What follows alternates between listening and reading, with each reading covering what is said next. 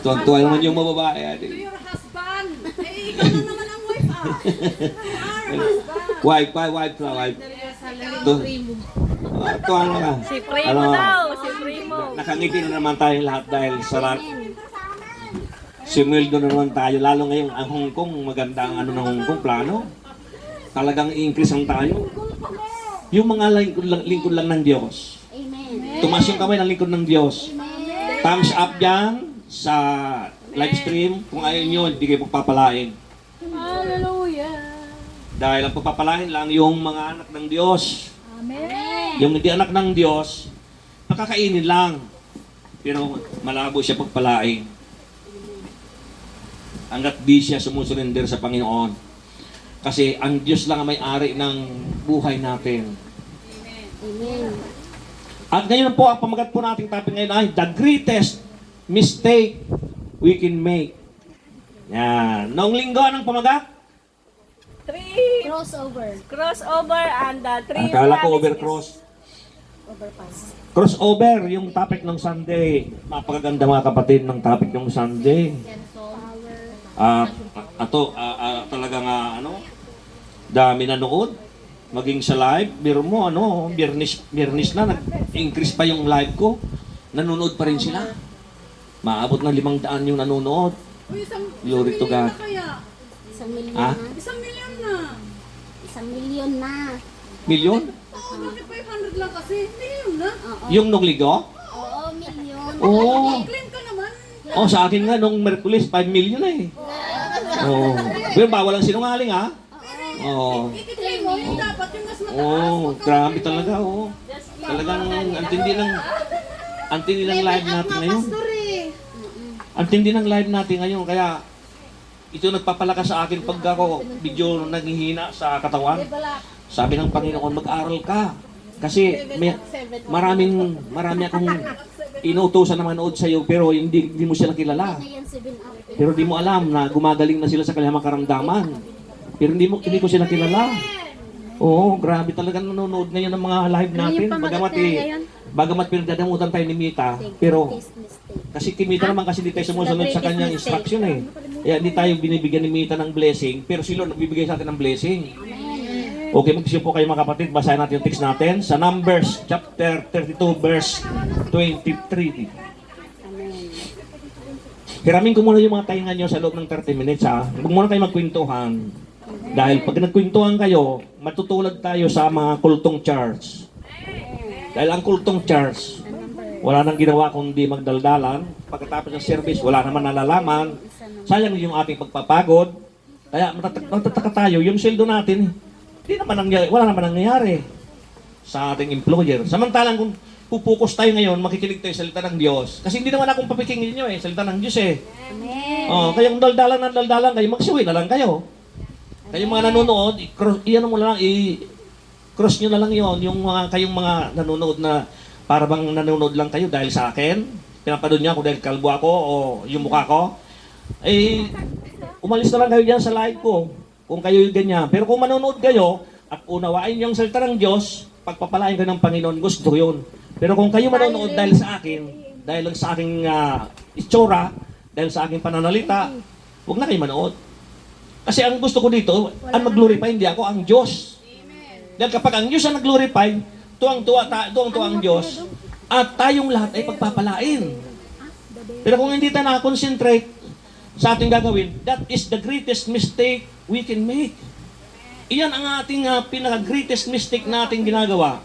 Kapag ini-ignore natin o ninineglect natin yung salita ng Diyos.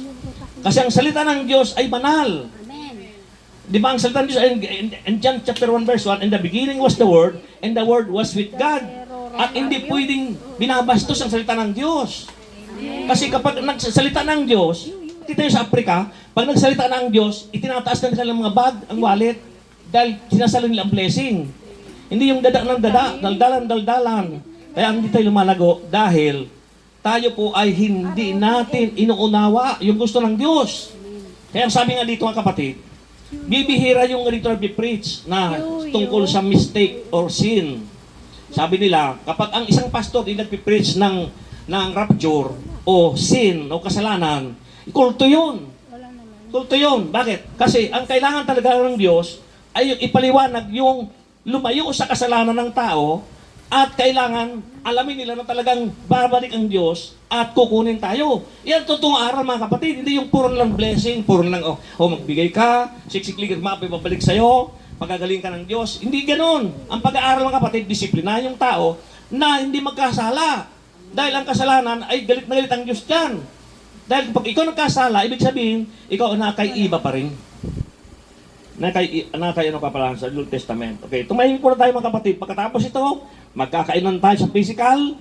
Pagkatapos, doon tayo ngayon magpe-fellowship. Di nga tayo nag-aaral kung tutusin, di ba?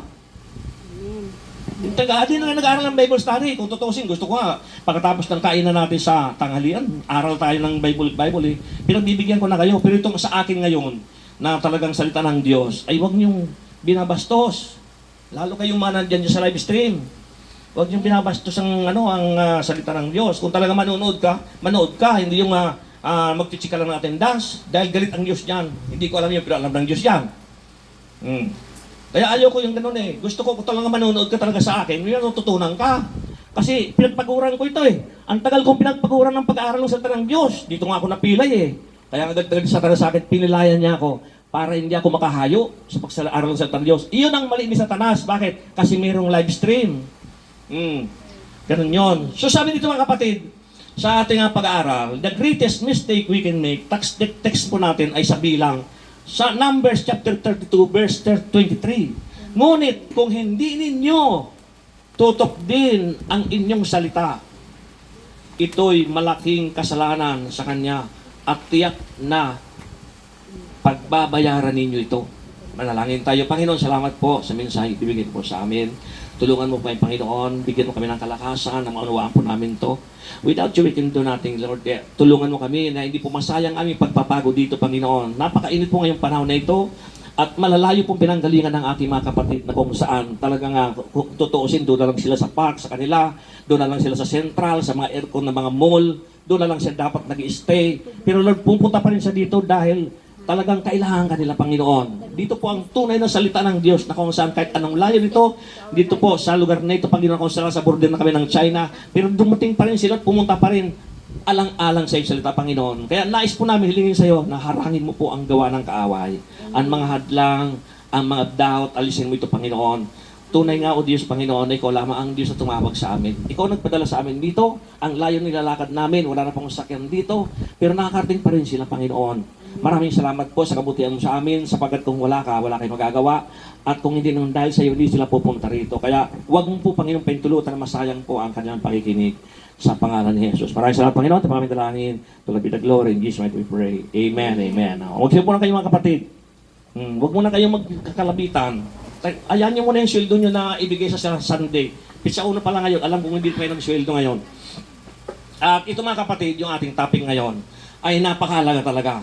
Nang sabi dito, pinakamatinding pagsubok o kasalanan o mistake we can make dito po sa Numbers na kung saan dito po sa ginawa ng mga Israelita sa kanilang kasalanan. Kaya dito sa isang verse lang na tayo kumuha ng verse na salita lang nito na ngunit kung hindi ninyo tutok din ang inyong salita, ito'y malaking kasalanan sa Kanya at tiyak na pagpapayaran ninyo ito. Ito kasi mga Israelita, nangangako sila mga kapatid na maglilingkod sa Panginoon. Kaya lang, hindi nila tinutupad. Kung saan-saan sila gumagawa ng nangangako, hindi tinutupad. So, tingnan mga kapatid, everyone makes mistake. Lahat tayo mga kapatid ay nagkakaroon ng mistake.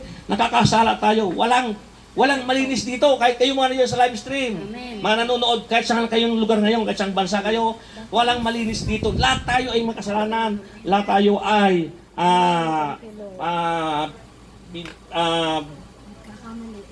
talagang marumi. Amen. Pero may sinabi sa Isaiah chapter 1 verse 18. Sa Isaiah chapter 1 verse 18, na halikayo't magliwanagan tayo. Di ba? Kahit gaano mang karumi ang iyong kasalanan, gaano mang kaitim, iyon ay papuputiin ko na parang bulak. Isaiah chapter 1 verse 18. Yan mga kapatid, kahit anong kasalanan ng tao, talagang babaguhin ng Diyos yon. Lilinisin ng Diyos. Bakit? Kasi sinabi niya eh. Pero, kung tayo magpapatuloy sa kasalanan, pagkatapos ngayon, saka naman gagawa at balik-balik tayo sa kasalanan, tayo po ay hindi pagpapalain ng Panginoon. Kaya maraming tao mga kapatid, ang hindi pinagpapala ng Panginoon. Bakit? Kasi balik-balik sila. Oh, the greatest mistake we can make is sinasabi mong born again ka, pero ang totoo, hindi ka naman talaga born again. Bakit? Kasi hindi ka naman tumutupad sa gawain ng Panginoon. Hindi ka naman sumaatin ang gawain ng Panginoon. Tapos, I'm a born again, but hindi mo kinakaligtaan mo yung gawain ng Panginoon. Ang totoong born again ay nandoon sa Hebrew 10:25. Huwag nating kaliligtaan ang pagdalo sa araw ng pagtitipon, sapagkat kailangan ng mga bata ang palakasin ng matatanda. Oh, pastor, paano kung wala matanda dito sa church? Oh. Di ba? Sino yung matanda dito? Oh. Wala na, matanda natin, umuwi na. Oh, di ba? So, papaliwanag ko sa iyo kapatid. Ang sinasabing matatanda rito, yung may alam sa salita ng Diyos. Yung mga, alba, yung mga nangunguna sa pulpito. Yan mga matatanda rito. Kaya lang, kayong mga nangunguna sa pulpito, abay, magpakatanda naman kayo, hindi yung parang bata. Kaya hindi malapit yung mga baguhan sa atin. Kasi, sabi nila, bata pa naman yan. So, yun mga kapatid, some serious life or death, di ba? Some serious life or death. Some not serious, causing laughter. The greatest mistake, thinking we can get away with sin. Thinking we can get away with sin. Yan. Yung nag-iisip tayo na parang hindi tayo makakaalis dito. We cannot sin and win. Alam mga kapatid, sa totoo lang, kahit anong kayod natin dito sa abroad, kahit anong kayod natin, kahit anong income natin dito, kapag hiwalay tayo sa Panginoon, mananatili tayong nag-aararo lagi. Parang sinabi ng Panginoon doon sa Genesis chapter 3 na pagdating ng araw, ang lalaki ay walang tigil sa kakakayod sa araro. Ito namang babae, manganganak siya na ang kanyang isang paa ay nasa sementeryo na. Yun mga kapatid yung sinabi doon sa kung ang tao nagkasala. Hallelujah. Pero tingnan natin mga kapatid, talagang ang Diyos ay mabuti dahil tinuruan naman tayo ngayon. Number 1, sin will affect our fellowship with God. Sin will affect, nakaka-epekto o nakaka-distract ang kasalanan sa fellowship natin sa Diyos. Paano mo nang pastor nasabi yon? Buksan natin yung 1 John chapter 1 verse 7 to 9. 1 John chapter 1 verse 7 to 9. Ito, ipamilyar sa inyo ito mga kapatid ha? Chapter 9. Alam ko na memorize nyo ito eh. 7 to 9. Ngunit kung Yan, verse namumuhay tayo sa liwanag, pakinggan nyo. verse 7 to 9. Kung paanong siya ay nasa liwanag, tayo'y nagkakasala, tayo'y nagkakaisa, at nilinis tayo ng dugo ni Jesus na kanyang anak sa lahat ng ating kasalanan. Nakuha niyo mga kapatid, ulitin ko ha. Ngunit kung namumuhay tayo sa liwanag, kung paanong siya ay nasa liwanag, tayo'y nagkakaisa at nilinis tayo ng dugo ni Jesus na kanyang anak sa lahat ng ating kasalanan. Sabi sa verse 8, kung sinasabi natin tayo'y walang kasalanan, dinadaya natin ang ating sarili. At wala sa atin ang katotohanan. Verse 9, kung ipinahayag natin ang ating mga kasalanan, maasa nating ipatatawad sa atin ng Diyos ang mga ito at lilinisin tayo sa lahat ng ating kasalanan sapagkat siya'y matuwid. Nakuha niyo mga kapatid? Itong pangako ni Jesus eh. Sinabi niya kay Juan eh, na tayo raw ay kung namumuhay tayo sa liwanag, kung paano si Kristo yung nasa liwanag, tayo'y nagkakaisa at nililinis ng dugo ni Kristo. Pansin mo kapatid, tuwing nagkakasala ka, di ba? Pagpunta mo sa gawain ng Panginoon, malakas ka na naman.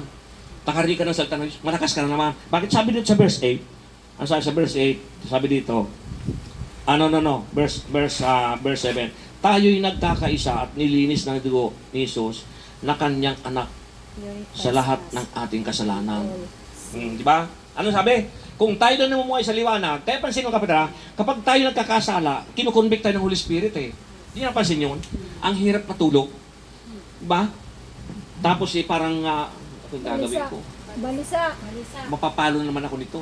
Pag meron ka ng gano'n na isip, sigurado ako, nasa iyong Panginoon na. Amen. Nasa iyo ng Panginoon eh. Bakit? Kasi tuwing nakakasala ka, nagigilty ka. No, parang hindi ka makapapakali. Amen. Kung napipil nyo yun ha, kayong mga nanonood, kung napipil nyo yun na tuwing nagkakasala kayo, kahit maliit na bagay ng kasalanan, maniwala ka kapatid, pag maliit na bagay ng kasalanan lang, hindi ka mapakali. Di ba? Kailangan mag-confess talaga. Diretso ka na sa Panginoon. Eh, sabi ng Panginoon, sabi sa verse 9, di ba? Ano sabi sa verse 9? Kung ipinahayag natin ang ating mga kasalanan, maasa nating ipatatawad sa atin ng Diyos ang mga ito at lilinisin tayo sa lahat ng ating kasamaan sapagkat siya'y matuwid. Ano ang sabi? Kung ipapahayag mo. Diba? So ipahayag mo na sa Panginoon, pumasok ka na sa kwarto mo, sabihin mo, Panginoon, napakalaki ng kasalanan kung nagawa sa'yo. Pero yung kasalanan na talagang alam mo yon, yung hindi mo na inuulit-ulit, pero pag tukso talaga, natukso ka, Panginoon, please. Pero kung lagi mo sinasadya, paparusahan ka talaga ng Panginoon kasi hindi sa konsentidor. Ngayon, sinabi ng Panginoon na talagang lilinisin niya tayo. Nangako ang Diyos eh. Diba? Nangako ang Biblia eh. Na talagang lilinisin niya tayo kung, if you confess your sins. Amen. O, di ba? Kung ihahayag mo yung salita, ang kasalanan mo. Kasi, Pastor, alam mo sa loob ng 6 na araw, Pastor, hindi ako nagkasala. Wala akong kasalanan. Oh. Ano sabi ng verse 8? Kung sinasabi natin tayo walang kasalanan, dinadayaan natin ating sarili. Amen. Di ba? Kaya, everyday nagkakasala tayo. Amen. O, ano ang proof? Bakit mo, Pastor, sinabi na everyday nagkakasala? Hindi mo nakakasala. Everyday, bakit mo sinabi, Pastor? Dahil sinabi niyo doon sa panalangin. Ama namin, sumasalangit ka, sambahin ang ngalan mo. Di ba? Ano yun? Sambahin ang ngalan. Bigyan mo kami araw-araw ng makakain. Bakit? Di nawala doon yung patawad eh. Patawarin mo kami dahil nagpapatawad namin sa aming mga nagkakasala sa amin. Ibig sabihin, everyday. Amen. Kaya everyday ka rin magpupuri sa Panginoon, everyday ka rin mananalangin para ang Panginoon ay laging nakabantay sa iyo. Amen. Hindi, bukas na ako Panginoon manalangin. Naantok na ako, grabing pagod ko. Tinutusan ko ng amo ko, ang layo ng pinuntahan ko. Pwede ba Panginoon, pagod na pagod ako, nakasandal ka sa kama mo. Nagnalangin ka ngayon, naputol ang panalangin mo. Pagising mo sa umaga, Amen! Hallelujah. Doon ka na nag-amen sa umaga. Di pa kung nalagutan ka ng hininga doon. Di ba? Kumplito yung panalangin nyo mga kapatid. Kahit kayong mga nanonood sa live stream, kumplito yung panalangin nyo bago kayo matulog. Dahil oras na nalagutan kayo ng hininga. Ako nga, nasamid ko lang yung yung laway ko eh. Hindi na ako makahinga, parang sinakal na ako eh. Oh. At least nag-pray ako. Oh, complete yung prayer ko. Eh kung nalagutan ako ng hininga doon sa pagkasamid ng laway ko, hindi ako nakatakbo, hindi ako nakakuha ng tubig, patay na ako. Oh, alam ko kung saan ako pupunta, alam ng Panginoon yun. Bakit? Kasi complete yung panalangin ko. Yun maganda mga kapatid kapag Kristiyano ka. Yan kaya ang the greatest mistake we can make, yung tayo nagsisinungaling. Yung sinasabi natin na born again tayo pagkatapos ngayon eh. Ano sabi sa John 3:16? For God so loved the world. He gave His only If you abide in me, in my words abide in you. Ask what you wish. Biro mo yan, naglabo-labo na yung sa John. Hindi Oh? naman yun. John 3:16. Yan 3:16, pagkatapos ang sinabi, if you abide in me, in my words abide in you. Diba? Pag sinabing born again, may alam na salita ng Diyos. Di ba? Di ka maka-amen ano? Kayong mga nanonood, di kayo maka-amen, mahirap talaga kapatid. Babayaran nyo yun eh. Alam nyo kapatid, magtatatlong dekada na ako ngayon. Pag oras na nag-eksakto ako 30 years sa aking pagka-born again, sigurado maghahanda ako. Amen. Sigurado ako. Basta nandyan yung talagang chip ng cook, Chip ng cook. walang problema yun. Chip ng cook. Chip ko. Hindi chip ng cook. At siya na rin magdadala ng kanyang lulutuin. Yan ang Bless her, O Lord! the greatest mistake we can make ay yung ako na maghahanda, ako pang bibili. Ako pa magluluto. Ang ingay nyo, nadidig kayo dyan. Minsan may nag-message sa akin na follower ko sa live. Sino yung mga nagsasalita lagi sa tabi ng ng cellphone mo? Mga masayahin kong member. Pwede bang, yung bibig nan eh, mas malakas pa sa busis mo eh. Siyempre, nandiyan yung mga cellphone eh. Kaya ingay-ingay yun dyan na narinig eh. Okay, so, anyway, kasama yun sa paglilingkod sa atin, maaring pagsubok din sa iyo, ikaw na nanonood, maaring pagsubok sa iyo yan, kaya i-rewind mo na lang. I-rewind mo ulit. Dahil sa ingay ng mga member dito, hindi mo na rin intindihan. I-rewind mo na lang. Mas maganda yung may patient eh, yung nagtsatsaga. Pag may tsaga, may nilaga. Diba? So, sin will affect our fellowship with God. Yung number 1 natin, we were created for fellowshipping with God. We were created for fellowshipping with God. Fellowship in the Garden of Eden. Diba? Nag-fellowship doon sa Garden of Eden ng dalawa. Yung dalawang nilikha ng Diyos, walking and talking with God. Ano yung walking and talking with God, mga kapatid? Genesis chapter 1, verse 26 to 31. Yan mo yung ginawa nila, mga kapatid. Sa chapter 1 ng Genesis, verse 26 to 31. Basahin natin, mga kapatid. Pagkatapos, likhain ang lahat ng ito, sinabi ng Diyos, ngayon, lalangin natin ang tao. Ating gagawin siyang kalarawan natin. Siya ang mamamahala sa mga isda. Kita nyo? Tapos ngayon, hirap-hirap ka maghuli ng isda. Oh. Mga ibon at lahat ng hayop. Lahat ng hayop, ikaw mag-aalaga. Maging maamo, mailap, malaki o maliit. Nilalang nga ng Diyos ang tao ayon sa kanyang larawan. Lumalang siya ng isang lalaki at isang babae. At siya'y pinagpala, wika niya. Magpakarami kayo at punuin ng inyong mga supling ang buong daigdig at pamahalaan nito. Bibigyan ko kayo ng kapangyarihan sa mga isda, sa mga ibon at sa lahat ng mailap na hayop, maging malalaki o maliliit. Naintindihan niyo, mga kapatid, yung binabasa natin? Ang sabi dito sa verse 28, bibigyan kayo ng kapangyarihan sa mga hayop, may ilap o mga matatapang mga hayop. Di ba? Kaya hindi dapat tayo natatakot sa ahas. Wala eh. Hirap kasi sa atin. May clear lang natin eh. Ipis lang, tumatakbo na eh. Butiki, tumatakbo na. Aray! Di ba? So sabi sa verse 29, bibigyan ko rin kayo ng lahat ng uri ng butil at ng bungang kahoy na inyong makakain. Ang lahat ng halamang luntian ay ibibigay ko naman sa maiilap na hayop, malaki man o maliit, at sa lahat ng mga ibon. At ito ang mangyayari. Pinagmasdan ng Diyos ang lahat ng iyang ginawa, at lubos siyang nasiyahan, dumaan ang gabi at sumapit ang umaga. Ito ang ika-6 na araw. Tinapos ng Diyos, mga kapatid. Yung 6 na araw, tinapos niya. Napansin niyo, mga kapatid, sa binasa natin doon sa last verse, sa verse 30. Napansin niyo, mga kapatid, kahit yung mga masama hayop, binigyan ng pagkain ng Diyos. Di ba? Binigyan ng pagkain ng Diyos, mga kapatid. Kaya kahit nakasala ka, kahit yung mga makasalanan ito, hindi dapat gutumin to. Binibigyan ng pagkain ito. Di ba? Tandaan tayo, mga kapatid, ang ulan, pinapapatak ng Diyos doon sa masasama at mabubuti. Ibig sabihin, pantay-pantay ang Diyos. Masama ka man mabuti, pantay-pantay ang tingin sa'yo ng Diyos. Kaya lang, ang problema nga lang, pag masama ka, talagang iba ang iyong pupuntahan. Kung hindi ka magbabalik loob sa Diyos, hindi ka mapupunta sa langit. Kaya dalawa rin yung taong pupunta, dalawa rin ang pupunta ng tao. Impyerno at langit. Kuha niyo, mga kapatid. Kaya kung kayo ay mag-aaral ng Biblia at hingin niyo sa Holy Spirit, please guide me. Pero kung basa ka lang nabasa ng Biblia, walang Holy Spirit, hindi mo maintindihan. Pagkarap sa karanikanibang aral na naman, doon ka naman maniniwala. Di ba? Hindi ka maniniwala. Kasi ang tao, pag may Holy Spirit, hindi lang Bible ang umaano sa kanya, ano babasa niya, kundi inire-reveal ka ng Diyos sa kanya kung anong dapat na, ang mga dapat na niintindihan niya. Yan ang ibig sabihin, mga kapatid. Kaya ito yung fellowship walking and talking with God, mga kapatid. Tinapos niya sa 6 na araw. Dahil sa tinapos ng Diyos ang 6 na araw, sa paglikha ng lahat ng bagay, ay nagpahinga sa nagpitong araw. Nagpahinga sa nagpitong araw, mga kapatid. Ngayon, dahil sa pagpahinga niya, kaya sinabi niya na, magpahinga rin tayo. Uy, pahinga ba yan, pastor? Sinasabon mo kami. Oo, di ba? Ganun tanong yun. Sinisinamunan mo kami, paano kami magpahinga? Pagod na kayo sa amo. Sa amo namin, lagi kami sinasabon ng amo namin. Tapos ngayon, sabunin mo pa rin kami. Pahinga ba yun? Di ba? Ang gandang tanong yun, mga kapatid. Lagi sinasabon. May pastor kasi nagsabi sa akin huwag mo naman lagi sinasabon ang membro mo. Alam mo, nang pagod na pagod yun sa kanilang employer Monday to Saturday, pagod na pagod, tapos sabunin mo pa. Sabi ko, magkaiba ito, mga kapatid. Pagod na pagod sila sa physical. Pero yung akin, spiritual. Di ba? Yan sabi sa Matthew 11:28, come to me, those who are very burdened, and I will give you rest. Yung pagod ka na, lumapit ka sa Diyos. Di ba? Kaya nga, paano ka lalapit sa Diyos? Doon sa araw ng pamamahinga. Di ba? Araw ng pamamahinga.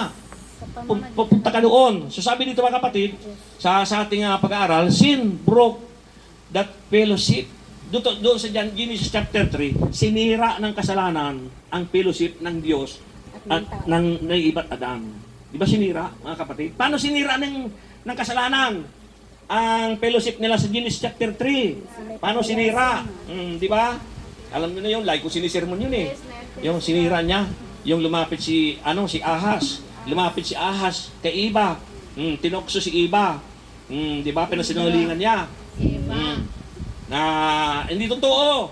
Hindi totoo yung yung sinasabi na na pag kumain ka ng mansanas na ito, ay ikaw ay makakasala. Hindi. Lahat yan nakakain mo, kalamansi, tanglan, may inom lahat yan. May inom mo lahat yan. Pero may isa lang dyan, hindi mo kayang inumin. Oh. Yung yun? Yung kahoy, yung may pala. Diba? Lahat may inom, sabi? Lahat makakain mong lahat ng kahoy. Isa lang ang hindi mo makakain. Itong kahoy na ito. Yung kahoy na karunungan. Kaso lang si Iba naman, ambisyoso. Subukan ko itong tikman. Yan, tinikman ni Iba. At nung tikman ni Iba, ipinasa kay Adan. Masarap pala. Ito naman si Adan, dahil sa ganda na Iba nga naman, bigla na lang kinagat yung prutas. Hindi man lang nagtanong, saan ba galing ito? Kinagat na lang. Yun. Nung kagating ni Adan, tinanong siya ng Diyos, Iba at Adan, sabi ng Diyos, nasaan kayo? Nasaan kayo, Adan? Ito na ngayon mga kapatid, sumagot na sila, ito kasing binigay mong babae. Di ba? Tapos sa'yo ng Biblia, Genesis chapter 3. Basahin mo.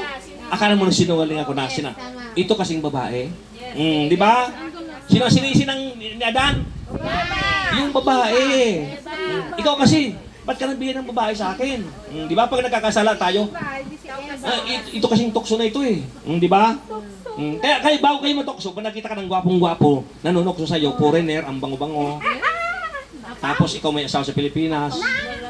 Mag-pray ka muna. Kahit talaga ka, mag-pray ka muna. Lord, please. Ilayo mo ako sa toksong ito. Ngayon, dahil sa panalangin mo yun, ilayo mo ako sa toksong ito. Tumakbo ka na. Tumakbo ka na. Yung iba kumakanta pa eh. O tukso, layuan mo ako. Kay rami ng winasak na tahanan. Pero mo yan ha. Sa halip na tumakbo ka, lumapit ka sa tukso. Kumakanta ka pa ng kay rami ng winasak na tahanan. Kumakanta ka, tumakbo ka na. Yan ang ginawa ni Joseph eh. Nung hablutin. Hablutin ni asawa ni Potiphar yung brief niya. Ay, brief. Yung balabal. Pabira naman brief ito. Sorry mga kapatid. Sorry brief kasi nabanggit ko eh. Inablot yung balabal. Wala bang brief nung araw.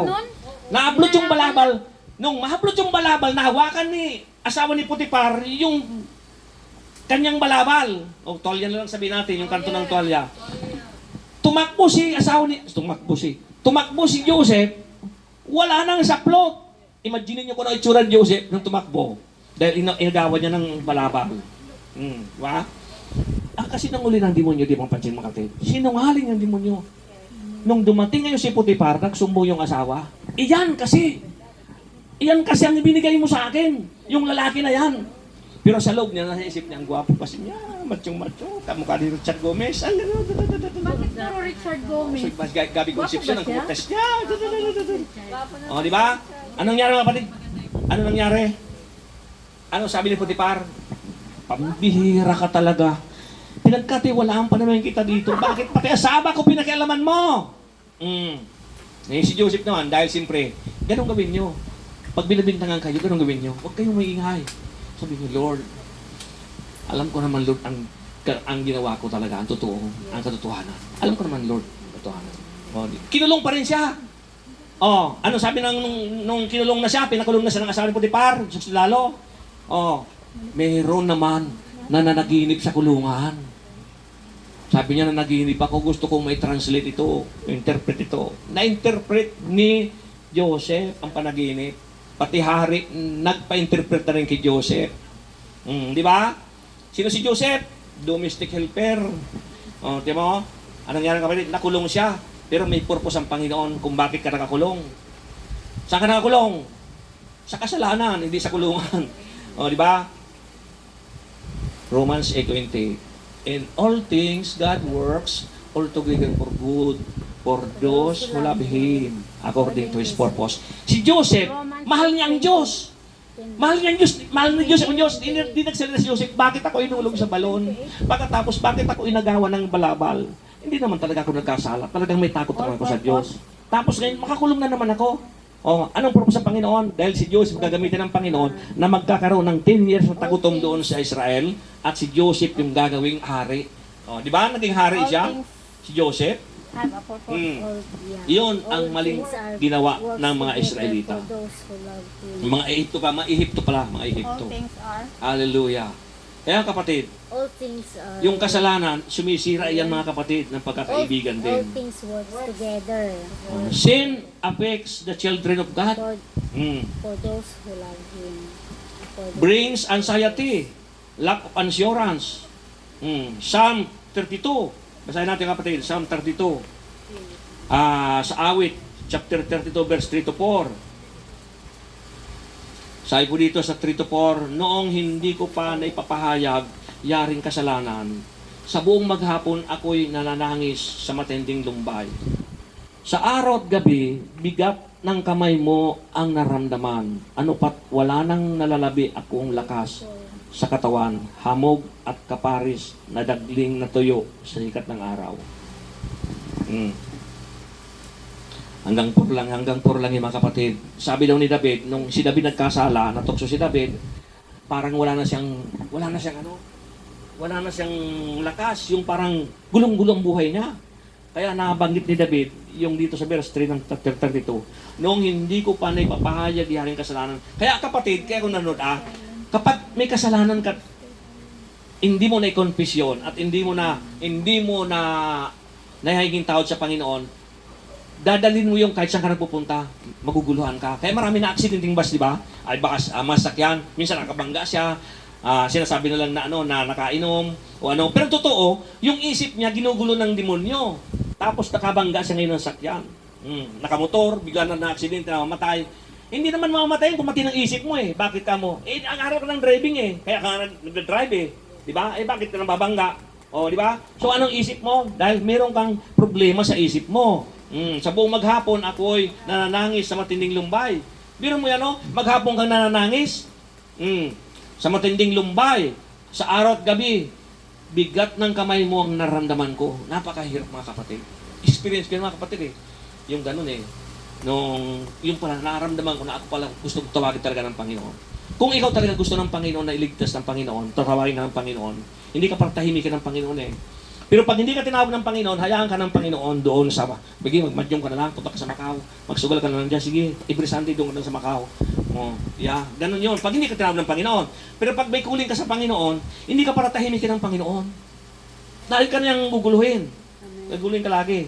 Hindi ka niya bibigyan ng, kaya nga sabi ni David, nung hindi siya matahimik, dahil si David nga siyempre, napahiran na sa langis nagkasala siya. Di ba? Kumanta na naman siya mga kapatid. Create in me a clean heart, O God. Di ba? Restore unto me. Di ba? Restore unto me. O di ba? Ibalik mo ang aking kaligtasan. Sabing ganoon. Yung aking joy of my salvation. Ano yun? O di ba? Alam mo kapatid, minsan naranasan ko yung hirap na ako. Yung gulong-gulo ng isip ko. Ito lang kinakanta ko eh. Yung kinakanta David, kinakanta ko yun, kahit putol-putol yun, mga kapatid. Marunong ako kumanta, kahit putol-putol, kinakanta ko yun. Kaya bago pa lang kayo present worship dito, post na ako kagabi pa. Doon sa taas. Kahit tanungin mo si Blake. Tanungin niyo yung alaga ko dyan na Daddy, huwag mong ingay-ingay mo. Di ba? Narinig niya, bakit? Wow! Gumaganon siya eh. Tapos yung pusa naman, meow! Ngumingiyaw siya. Bakit kasi ang ingay ko? Ang ingay ko kasi ang sarap mga kapatid kapag nag-iisa ka lang. Nag-pray ka sa Panginoon, nagpuri ka sa Panginoon, maingay ka. Psalm 32. Ingay ka. Kasi ang gusto ng Panginoon, anong sabi ng Panginoon? Anong sabi sa Psalm? Magkaingay tayo ng may kagalakan, di ba? Ano yun? Magkaingay daw eh. Oh. Ngayon, dahil itong mga apostol, puspos na puspos papunta sa, sa Israel, kasama si Jesus naman nasa donkey, puspos na puspos sa mga apostol. Sabi ng mga Parisiyo at mga publikano, mga Parisiyo at saka mga Hudyo, ang iingay ng mga disciple mo, parang kayo eh, ang iingay niya, patahimikin mo nga sila eh. Sinagot sila ni Jesus, kung patatahimikan ko yan, purihin ko mga bato. Ay kung mga bato na magpuri, di tatamaan ka na noon. O di patay ka na, bukol ka doon, di ba? So anong sabi ng Panginoon? Kaya ng Diyos papurihin yung mga bato kaysa tao. Kaya hindi pwede tumahimik mga kapatid. Pag sinabing born again, maingay dapat. Amen. Pero pag born again ka na pagkatapos ngayon, kumakanta ka ng ang kanta ng praise and worship eh. Buhay, buhay, buhay kailan pa man. Si Kristo ay buhay, buhay kailan pa man. Ay, ganyan ang sayaw mo, di ba? Buhay, buhay, buhay kailan pa man. O, di ba? Dapat ang kantahin mo, bangkay, bangkay, bangkay kailan pa man, di ba? Kasi kung anong tugtog, yun dapat ang sayaw. Diba? Pag sinabi nga, kaya nga mayroong leader song leader eh. Pag ang song leader patay sigurado ang worship natin. Sigurado yan. Kaya hindi basta-basta ang song leader na patay. Kailangan buhay yun. Sa mga tumutugtog naman, kailangan yan, buhay yung mukha. Hindi yung, I worship you, Almighty God. Hindi ka pa siya. Bakit? Nung Sabado kasi, nasniskuhan siya. Di tapos ng praise and worship ngayon. Tapos ng praise and worship, umalis yung mga worship, mga musisyan, umalis. Saan kaya siyang lumikot ako ngayon? Panahon pa namin ni Mr. Malo, umikot ako. Lumabas ako. Yes. May ganun daw. Ang aking hope, pag-asa, man puro, man always remember one, but only remember, kita mo? Hindi ko na memorize eh. Tinanggal na ng Diyos sa akin. Memorize ko yung meaning ng Malboro eh. Tinanggal na ng Diyos sa akin. Hindi na, inalis na. Mga kapatid. Gawa nyo lang naman kasi yun ng mundo. Kapag ang musician sa mundo, church, alam mo lahat. pakinggan nyo mabuti mga kapatid na, kapag ang church mo, ang musician sa church, pagkatapos ng praise and worship aalis, sundan nyo na naninigarilyo yan. Umalis na kayo sa church na yan, pag ganyan, mga kapatid, maniwala kayo, maghanap kayo. Hindi dito sa akin ha, hindi kayo pupunta sa akin dahil pagagalit sa akin yung mga yan. Maghanap kayo na ibang church na yung mga tagatugtog, lahat ng nasa pulpito ay nasa harapan umuupo. Iyon ang hanapin yung church. Yung talaga nakikinig yung mga yung mga ginagamit ng Diyos. Hindi yung pagkatapos ng praise and worship, salita ng preacher. Wala na yung mga worship, marami akong church sa pinuntahan eh. Nasaan ako yung mga yung mga musisyan, yung gitarista, yung nag-uorgan na, saan na? Ginawa ko na binago ng Diyos yung topic ko, mga kapatid, binago ng Diyos. Pinagahataw ko yung mga musisyan eh. Bakit? Wala man sila doon, sigurado ako na maririnig nila yon pagka, ayaw ko lang, marinig nila kung mayroon silang cellphone. Dahil alam ko naman eh, na kapag binulag ka na ng daigdig ng sanlibutan, ito wala na, tapos na. Hallelujah. Kaya mga kapatid, ito ang sinasabi ko sa inyo. Sin will affect our fellowship with God. Nakaka-affect ito mga kapatid. Robs us the joy of the Lord. Robs us the joy of the Lord. Sabi sa Psalm 51 verse 8 to 12. Psalm 51 verse 8 to 12. Ang sabi dito kapatid, sa galak at tuwa, ako'y puspusin at muling ibalik ang galak sa akin. Kanta na naman yan, mga kapatid. Kanta na naman, ang kasalanan ko'y iyon na ang limutin. Lahat kong nagawang masama pawiin. Nakikiusap si David sa Panginoon eh. Kasi hirap na siya, verse 10.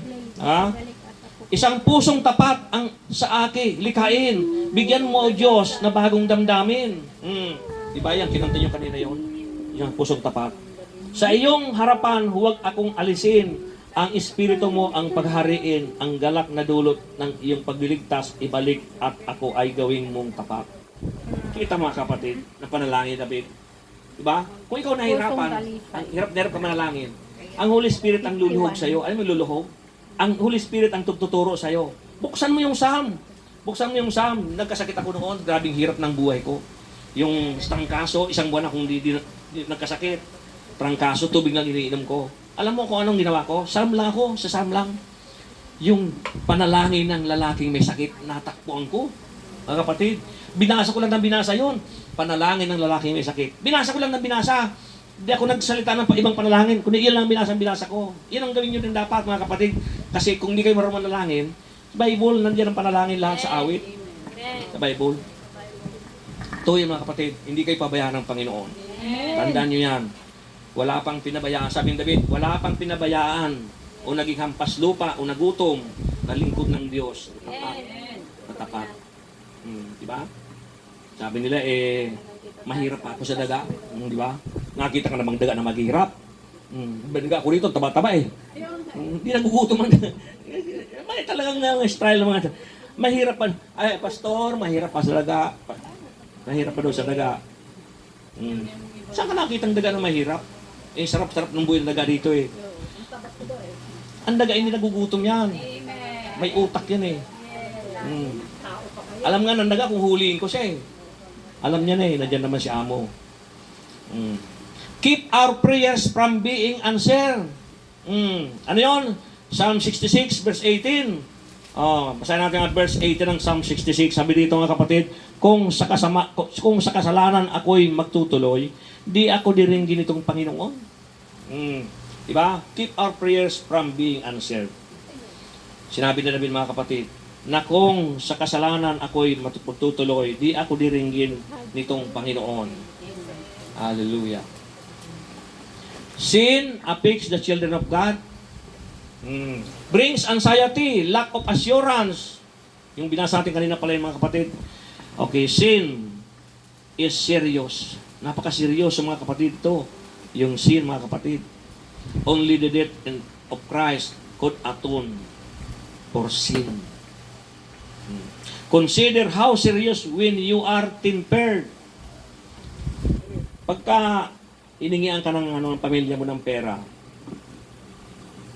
manalangin ka muna sa Panginoon. Lord, itong paghingi ba nila ito yung mapupunta sa tama. Di ba? Kasi ang Diyos ang mag-guide sa iyo Kasi maraming mga OFW ngayon talaga na umaangal sila Hindi mo lang magpasalamat. Di ba? Pinos pa doon sa pamilya niya, yung siniraan niya pa Hindi mo lang magpasalamat. Di ba?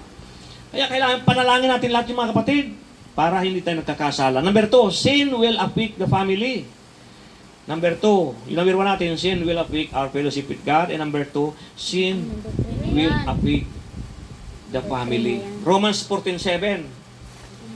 Sa Romans chapter 14, verse 7.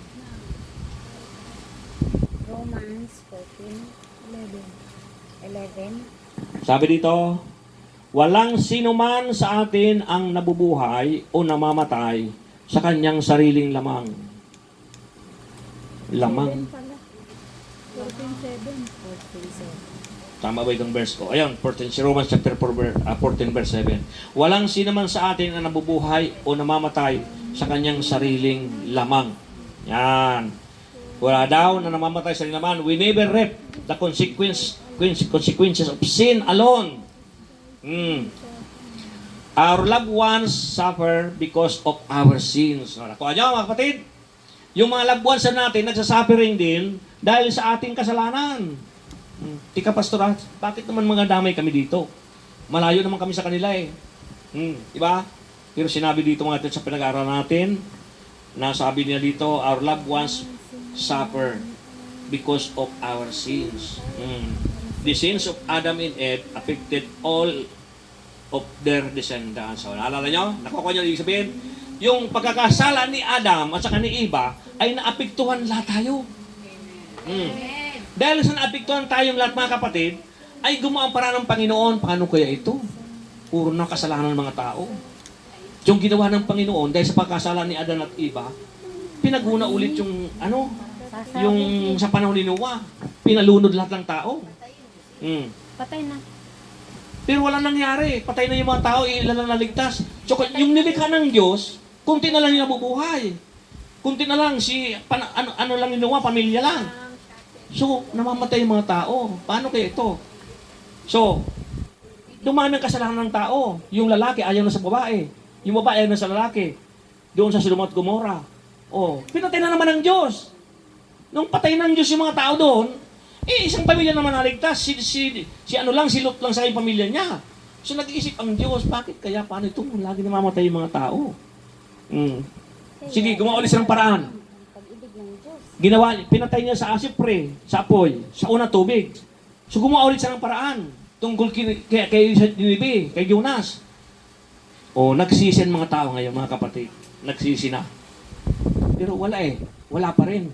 Ayaw pa rin tumalikod yung mga tao. Yung lalaki ayaw pa rin sa babae. Gusto pa rin nila sa kapwa lalaki. Nag-isip ang Panginoon. Ay, alam ko na.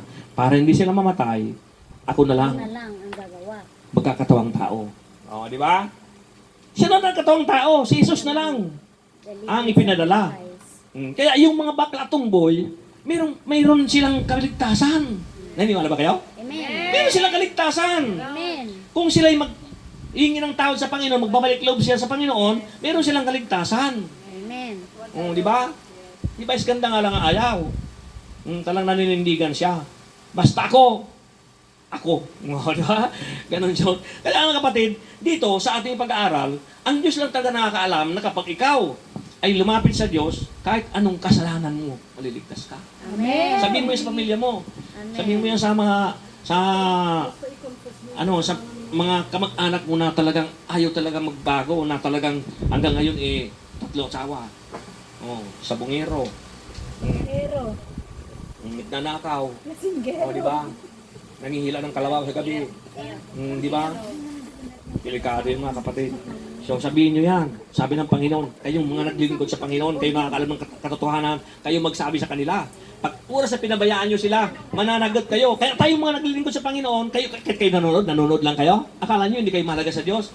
Kaya kayo nanonood dahil para may malaman kayo, sabihin nyo yung mga nagkakasala. Pagsabihan nyo sila, nakamong, ninakaw mo yung kalabaw ko, o kalabaw ng kapitbahay, balik mo yung kalabaw na yon. Sabihin mo yan, dahil pag hindi mo sinabi yun, mananagot ka sa Panginoon. Sabi sa Ezekiel chapter 2, tao, kapag hindi mo sinabi yan, mananagot ka sa akin.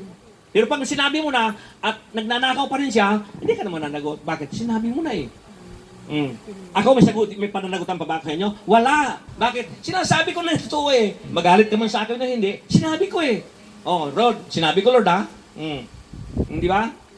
Sinabi ko Lord, naka-live stream pa nga Tapos ngayon, paano mo ako pananagutin sa kanila? Sinabi ko na sila, sige na please, sabihin mo talaga, sabihin mo ang katotohanan. Yan, sinasabi sa inyo, mga kapatid.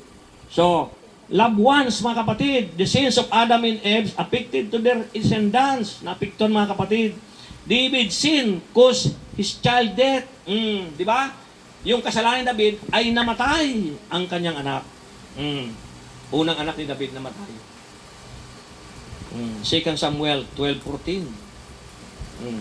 Yung unang anak ni David na kapatid ni Solomon ay namatay. Iyon ang unang anak niya, Bathsheba. Namatay na, pinatawad siya ng Panginoon pero pinatay niya yung anak ni Bathsheba. Ibig sabihin, kahit pinatawad tayo ng Panginoon, magbabayad pa rin tayo ng consequences. Di ba? Akala siguro natin, pag gumawa tayong kasalanan, hindi tayo panatawarin ng Panginoon. Ay, hindi tayo magbabayad ng consequences. Magbabayad tayo. Babayaran natin yon. Pero, pinatawad tayo ng Panginoon. Ganun nangyari kay David Bakit?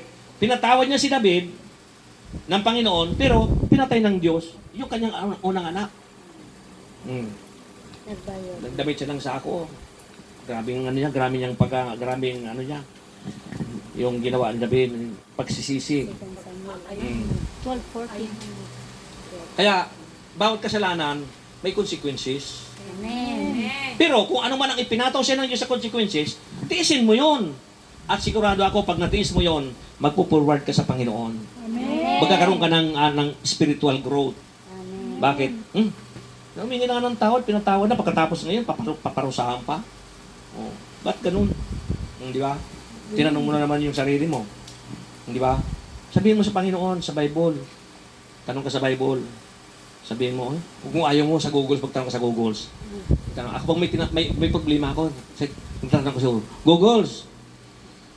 Ano ba nangyari dito? O yun, type ko yung problema ko. Sinasagot ng Google O, di ba? Mayroon akong post na inamali ang sagot niya. Ayaw ko lang kung natandaan niyo yun. Oh, meron ako na sabi ko, kahit man 10 yung sundalo, magtulong-tulong sa'yo. Kung nasa Panginoon ka, hindi ka maano. Binaligtad ng Google eh. Kaya, mga kapatid, huwag din masyado magtiwala sa Google kasi minsan baliktad sila eh. Bakit nagla-live ako? Minsan, nagla-live ako, nagsalita ako, ini-English niya. Mali ang English niya. Minsan. So, kailangan talaga matalino rin tayo mga ano sa Panginoon. Doon lang talaga tayo sa banal na Espiritu. Sobrang hap. Kasi binamali niya minsan eh. Okay. Hallelujah. Sabi dito mga kapatid, children affected by sins of their parents. Children affected by sins of their parents. O, di ba? Yung anak mo, bubo, sa school. Pagkatapos, nag-drugs. Tapos, black ball. Hindi mo na mapayuhan. O, di ba? Bakit? Dahil sa kasalanan ng magulang eh. Ay, hindi, pastor ha? Ang tinutino ko dito eh. Buro naging pangako eh. Bakit magkaganon ng anak ko? Di ba? Maaaring pagsubok lang yon, mga kapatid. Kaya pagtsagaan mo yon. Kung ang anak mo ay bubo, magpatuloy ka sa Panginoon, makikita mo gagawa ang way ang Panginoon. Kaya kumanta ka na lang, God will make a way. Di ba? Maraming kakantahin pang may problema eh. Hindi eh. Pag may problema tayo eh. Nothing gonna change my love for you. Pamirang kanta yun, no? Di ba? Dapat ay kakanta mo eh. Yun pala yung kanta niya. You needed me. Mali na ang tono eh. Di ba? Dapat ang kakantay natin. Pagka Yun medyo ano pala na, sa kanya yun. medyo problemado ka na, pumasok ka sa kwarto mo, kumanta ka, ang mga ibon, di ba? O, sa busibok pa lang, matatawa ka na eh. O, di ba? O, pag hindi ka tumawa dyan, sigurado ako, wala kang Holy Spirit. Si Dunya. Ha? Si Dunya. Oo. Yes. O, sige, upo muna kayo yan. Upo muna kayo. Yan. Ito yung pamangkin natin na ano. Upo muna kayo, Seth. Itutuloy natin ang salita ng Diyos na ating pinag-aralan. Opo, ano. Okay, so, ito nga ating pag-aaral kapatid, tuloy natin ito dahil malapit na tayo matapos. Minamahal Yan. daw. Pasensya na kayo mga mga nanonood na dito kayo dumating kasi yung aming dating miyembro ng galing Macau pa. Yes, amen. Nagpunta pa galing Macau. Kaya purihin ang Panginoon. Anyway, dumating sila number 2 na tayo. Meron pa sila number 3. Maaaring masagasaan pa sila. Diba? Wag naman. Sabi dito mga kapatid, hindi ko alam kung anong isa sagasa. Sabi dito, parents affected by sins of their children. Yung parents daw na-apektuhan din ng... Vice versa lang ito yung mga kapatid kanina. Children affected by sins of their parents. Parents affected by sins of their children. Vice versa lang yung mga kapatid. So, anong gagawin natin mga kapatid? Kailangan natin sa Panginoon talaga. Husbands and wives affected by sins of spouses. Diba? Amen. So, kailangan talaga, kay Lord lang talaga tayo. Okay, sabi dito. Number 3, last. Sin may affect your physically. Kita mo? Physically. Sin may affect your physically. Ha? Yung physical mo raw, maapektuhan ng kasalanan. 1 Corinthians 11:30. Basahin natin. 1 Corinthians chapter 11. Verse 30. Sabi po sa verse 30, Physically. Me affect your ito ang dahilan kung bakit may hina at masasakitin ang marami sa inyo at may ilang namatay na. Yan. 1 Corinthians 11:30. 11:30. Sin may affect your physically. Sabi dito, ito ang dahilan kung bakit may hina at masasakitin ang marami sa inyo at may ilang namatay na. Bakit? Dahil sa kasalanan. Sin. Sa kasalanan. First Corinthians. Some at Corinth sick and some died. Sa Corinto mga kapatid. Sa Corinto kasi mga kapatid, sa Corinto, sa lahat ng tinuruan ni Paul, ang Corinto po yung pinaka maraming kasalanan. Itong Corinto, sumakay kayo papuntang sentral, tumingin kayo sa kanan. Pagkalagpas nyo doon sa tunnel number 2, yung gitna ng tunnel, tumingin kayo sa kanan, nandyan yung mga container, yung kayamanan ng Hong Kong, nandyan pinabagsak. Sa mga container sa Kwai Chung. Yan, diyan binabagsak yun. Diyan ganun ang Corinto mga kapatid. Ganun ang Korinto. Kaya ang daming corrupt, daming magnanakaw sa Korinto. Yun ang nangyari mga kapatid. Kaya dito, sabi dito, sin may affect your physically. Sabi dito, communion, the context, but the issue is sin. Sa communion yun, yung context natin. Many acts of sin carry their own judgment. Madadala mo yan sa judgment, yung kasalanan. What we sow, we reap in the flesh. Galatians 6, 7, 8. Papasahin natin mga kapatid, Galatians chapter 6, verse 7 to 8. Sabi po dito, sa verse 7 to 8, huwag ninyong linlangin ang inyong sarili. Ang Diyos ay hindi madadaya ni naman. Kung ano ang inihasik ng tao, iyon din ang kanyang anihin. Ang nagsisikap sa mga bagay ukol sa laman ay aani ng kamatayan. At nagsisikap sa mga bagay ukol sa Espiritu ay aani ng buhay na walang hanggan. Ano sabi ni Paul mga kapatid? Huwag daw natin linlangin yung ating sarili. O kayong mga nanonood sa live stream, baka nililang niyo yung sarili nyo. Sabi dito mga kapatid, huwag niyong linlangin ang inyong sarili. Ang Diyos ay hindi madadaya ni naman. Hindi mo madadaya ang Diyos, kapatid. Kaya ngayon, na nanonood ka, dapat hindi ka nagkakape. Tuto ka lang sa akin. Di ba? Kaso lang, usog na usog ka na yata ng pansit. Kain ka ng kain habang nanonood ka. Paano papasok kayo yung aral sa iyo? O, di ba? Kaya sabi ko, huwag nilangin ng Diyos. Kaya salita ng Diyos. Kaya salita ng Diyos, kain ka ng kain, salita ka ng salita. Kung anong ginagawa mo. Kaya pag nagsalita ng Diyos, kailangan ikaw nakapokus, nakatitig ka sa Kanya. Di ba?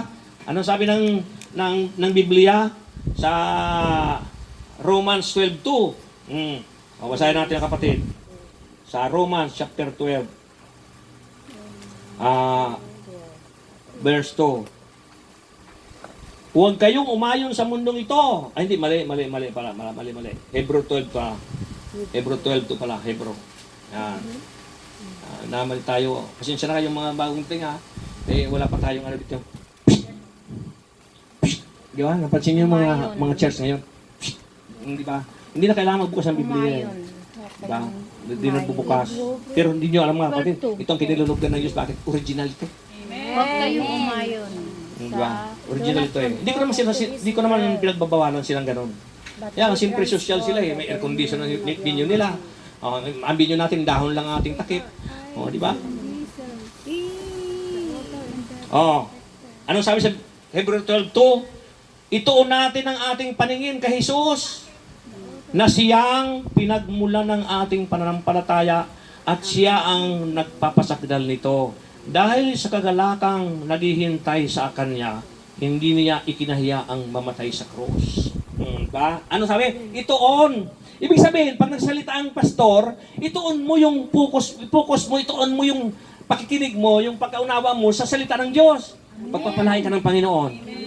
Pero kung nagsasalita yung pastor, kalabit ka ng kalabit, mamaya, wala akong masahe. Amen! Sweldo ko, susunod pa linggo ha? Paano ka ngayon tutulong? Paano ka tutulungan ng Panginoon? Hindi mo pinakinggan yung salita ng Panginoon. Alam mo yung ginagawa ni Satanas, mga kapatid? Hintayin na ni susunod na sahod. Sasabihin ni Satanas, bulungan mo yung katabi mo para ma-distract. Ngayon, yung sinasabi ng pastor, hindi mo na narinig. Salita ng Diyos yung sinasabi ng pastor eh. Salita ng Diyos yun eh.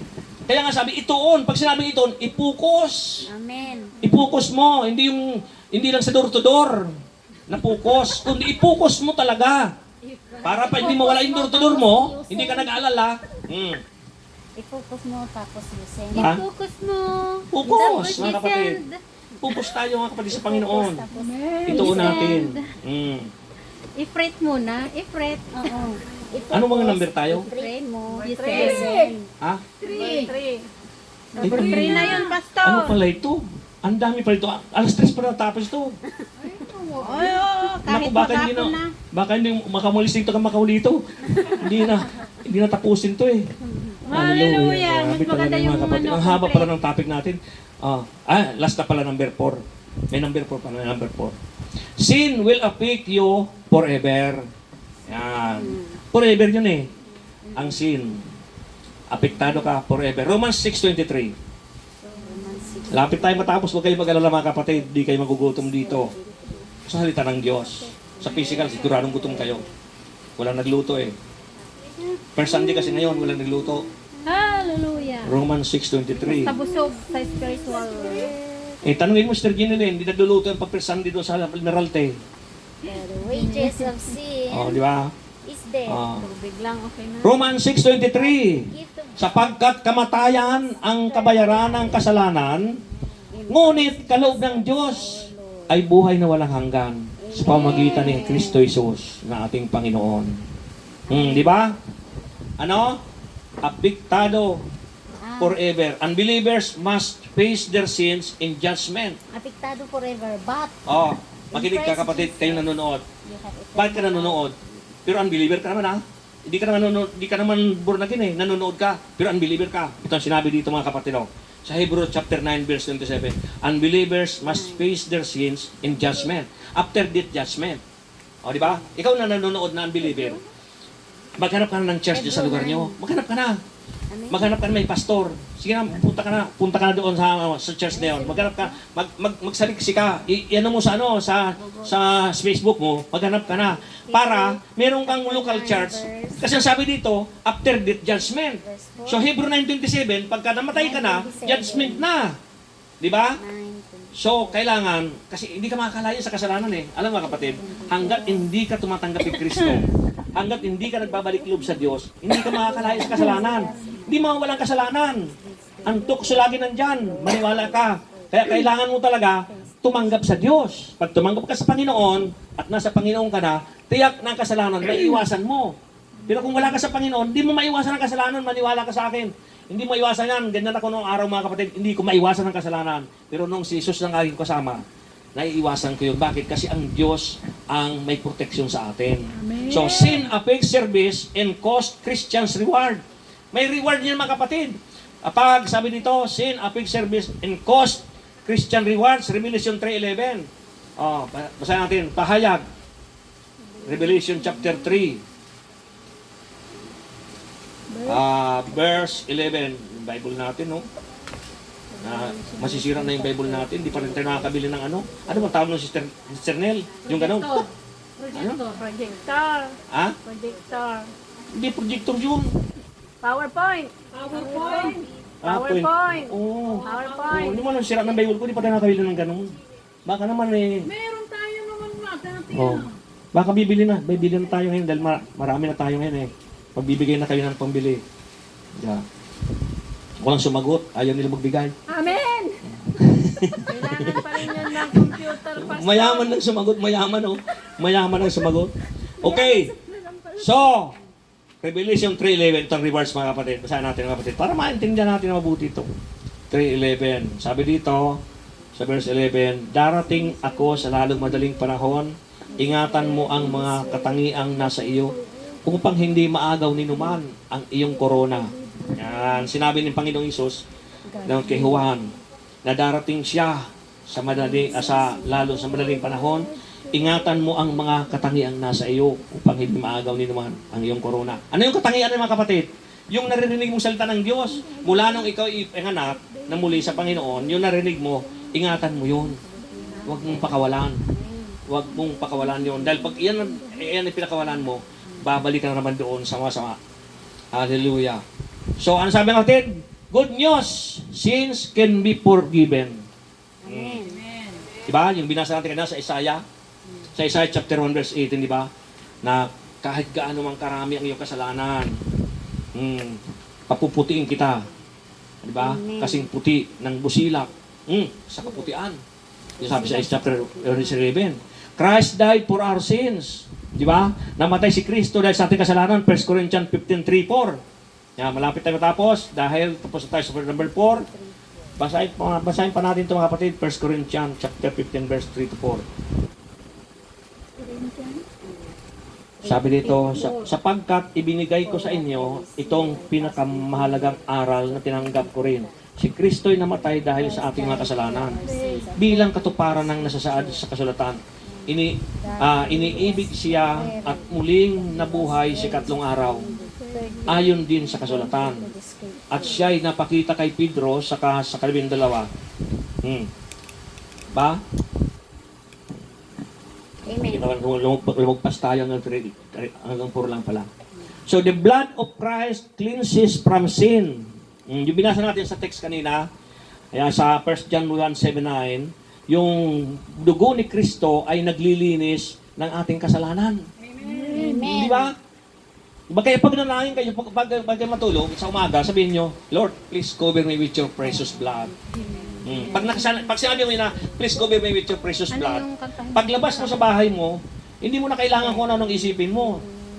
Protektado ka ng Diyos, bakit cover ka ng blood ng Panginoon? Di ba? At ilalayo ka rin niya sa kasalanan. Kino-cover ka niya eh. In receiving Christ by faith, we are justified. Oh, we are justified. Romans 5:1. Romans chapter 5 verse 1. Sabi ito, yamang napawalang sala na kayo dahil sa pananalig sa ating Panginoong Jesucristo, sa pamagitan niya ay mayroon na tayong kapanatagan sa harapan ng Diyos. Di ba? Ano sabi? Dahil napawalang sala na tayo sa pananalig kay Kristo, mayroon tayong kapanatagan. Anong kapanatagan siya sabi dito? Meron tayong kapayapaan, hindi tayo mag-aalinlangan. Ang hirap tayo sa atin, nag-doubt pa tayo eh. Baka may mangyari sa atin masama. Doubt yun eh. Galit ang Diyos doon. Mistake yun eh. Doubt yun eh. Kaya kung nasa Panginoon ka talaga, kahit anong puntahan mo, kahit na madelikadong lugar, hindi ka maano. Bakit? Kasi paano ka maano eh, sabi nito eh, yaman na po walang sala na tayo, dahil sa pananalig kay Kristo, sa pamagitan niya, mayroon na tayong kapanatagan sa harapan ng Diyos. Meron bang lingkod ng Diyos na, delikado, baka may multo. Baka naman, meron naman sa akin na gumalaw dyan, umulto. Diba? Kaya, mga kapatid, yung minulto sa akin, hindi na bumalik. Bakit? Natakot sila sa multo eh. Bakit? Kasi may people perish because are lack of knowledge. Hosea 4:6. Sinabi ng Diyos din yung mga kapatid, kapag ikaw natakot, kapag ikaw ay lack of knowledge sa Biblia, sigurado ako, madali kang takutin ni Satanas. Bakit? Anong sabi ni Satanas doon sa John 10:10, di ba? John 10:10, naparito magnanakaw pang magwasak, pumatay, at sumira. More good news, believers can live victories. Last nito, more good news, believers can live victoriously. Abundant living. John 10:10b. Naparito ako upang bigyan kayo ng buhay na ganap. Ganap at kasiyasiya. na kasiyasiya. Buhay na ganap at kasiyasiya. Daily victory. Yun, last verse mga kapatid, daily victory, 1 Corinthians 15. 1 Corinthians 15, 57, 58. Sabi sa 57, 58, sabi natin, sabi sa 57, magpasalamat tayo sa Diyos na nagbibigay sa atin ng tagumpay sa pamagitan ng ating Panginoong Jesucristo. Kaya nga mga kapatid, magpakatatag kayo at huwag matitinag. Magpakasipag kayo sa gawain para sa Panginoon. Yamang alam ninyong di nasasayang ang inyong pagpapagal para sa Kanya. Di ba? Ang sarap mga kapatid namin. Magpakasipag daw kayo. Your labor is not in vain. Yan lang yung English ko eh. Englishin nyo na lang lahat. Ang haba noon. Amen? Tayo lahat. Tayo ay